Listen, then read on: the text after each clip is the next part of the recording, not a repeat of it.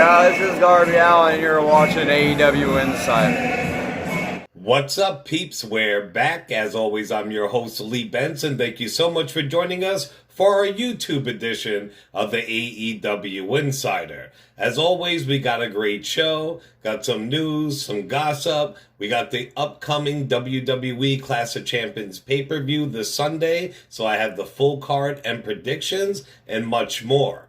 Remember, if you want to win a WWE Elite Fiend action figure, just stick around to the end of the show to find out how.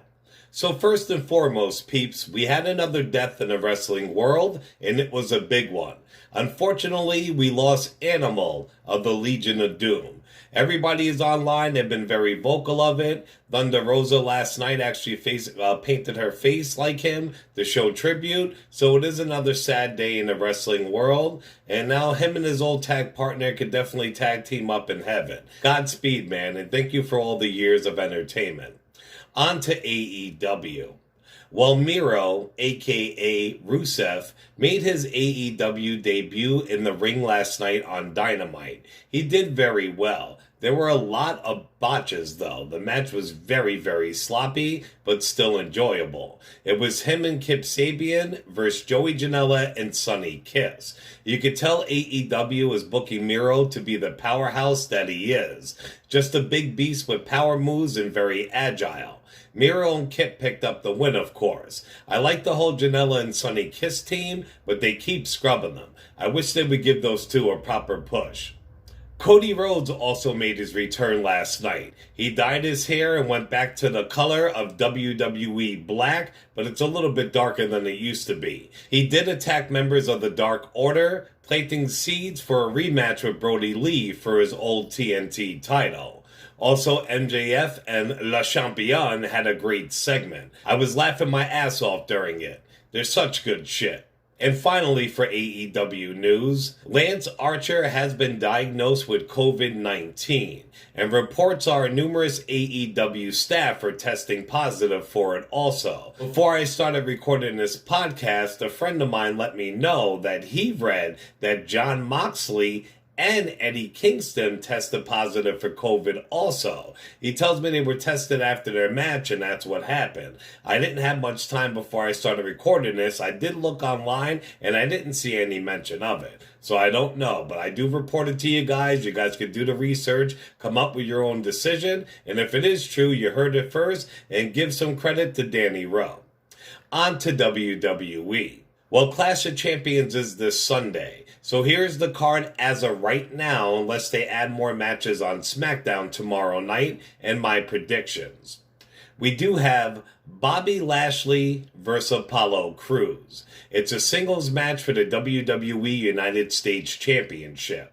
I feel that this match will be quick with some interference on both sides. I do not know what they plan on doing with Crews from now on, because there's no way in hell he's beating Lashley for the belt back. He got to hang on to it for a few more weeks feuding with MVP, and he's not going to win it back off of Lashley so soon. The Hurt Business is kicking ass and taking names later. Their momentum is not going to get slowed down with a loss in this throwaway match. My winner, Lashley. We also have Jeff Hardy versus AJ Styles versus Sami Zayn. It's a triple threat ladder match for the WWE Intercontinental Championship.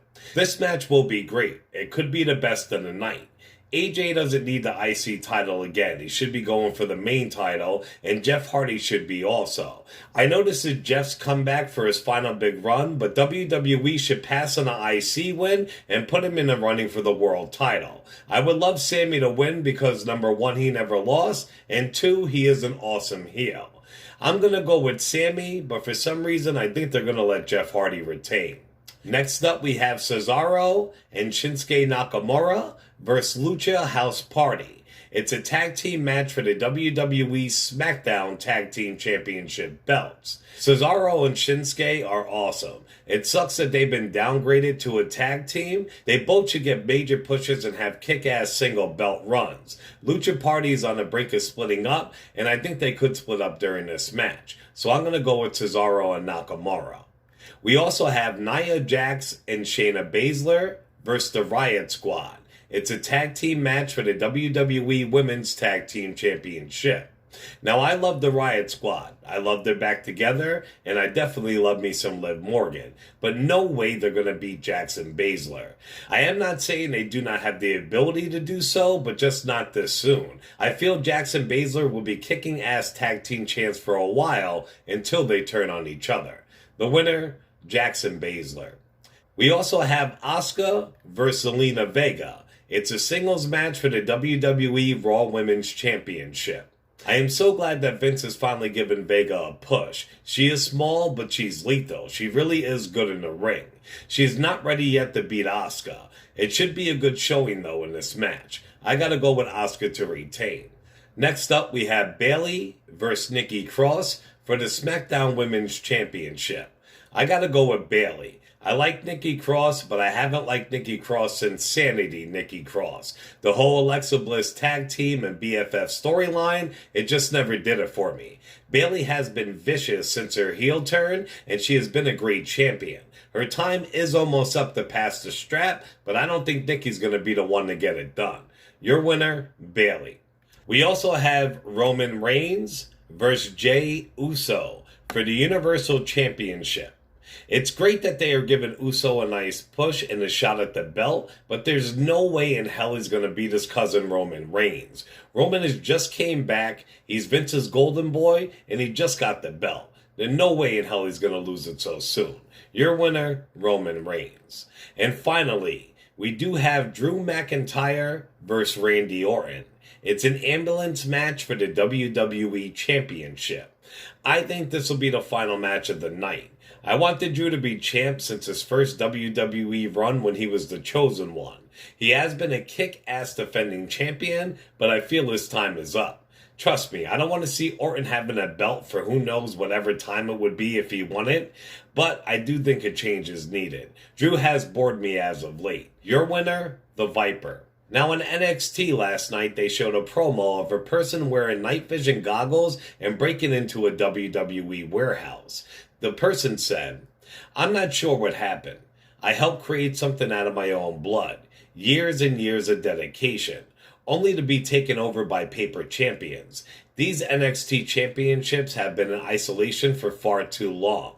Now I've come back to take what is mine." After that, he smashed a glass case and grabbed the older NXT title. Now, there are only two ex-NXT champs that it could be. My choice would be Bo Dallas, a.k.a. Bray Wyatt's real-life brother, or Robert Roode. Robert Roode has been cleared for a return for a couple weeks, so it very well could be him, and that would make perfect sense. But for some reason, I just gotta believe and believe that it's Bo Dallas. He was great in NXT, but he fell very flat on the main roster. We'll all find out who it is on October 4th at TakeOver. Roman Reigns is throwing some shade at Monday Night Raw. He's saying SmackDown's a better show.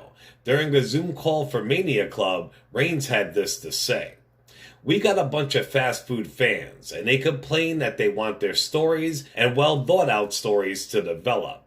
When you start doing that for them, they want it all now. My people, I'm cooking a steak. We're creating an elaborate omelet. We're in the process of cracking eggs right now. You're not going to get it quite yet. We're going to let the steak stay on the grill for a while. If you want your cheeseburger, watch Raw. SmackDown, we do filet mignon." On to some random wrestling and sporting news. Well, the Good Brothers, Doc Gallows and Carl Anderson, are getting their very own variety show on Access TV. It sounds crazy, but if it's like Talkin' Shop-A-Mania, it will be filled with some of our favorite wrestling stars and some outlandish and crazy skits. They did an interview with Instinct Culture, and they had this to say. Doc Gallows said, "I am letting the cat out of the bag right now. I can't say anything about titles or anything like that, but you're soon going to see us with our own special on Access TV. That's putting credit and belief into a tag team or brand to come together. Two guys that can entertain inside the ring and outside of the ring. And I think that's a big hats off to Impact Wrestling for realizing that, yes, the single stars historically have been a draw in the New York state of fashion, but it's not always the case in modern day wrestling.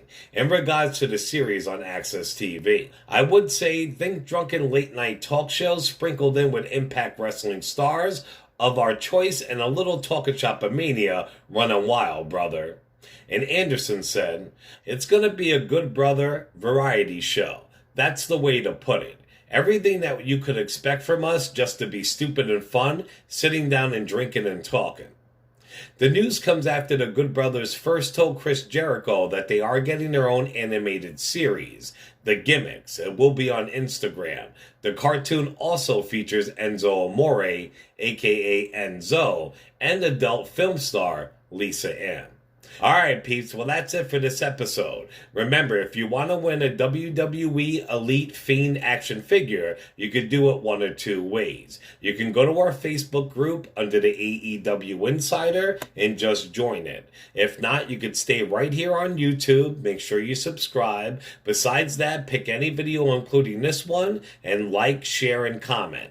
So either go to Facebook under the AEW Insider and join our group, or go to AEW Insider on YouTube, subscribe, like, share, and comment on a video, and boom, as soon as we hit 300 subscribers, you could win a WWE Elite Fiend action figure. Remember to show us some love on all major podcasting platforms, also on Facebook and YouTube under the AEW Insider, and on Twitter under the AEW Insider 1 as in the number 1. I'll see you peeps soon. Ciao.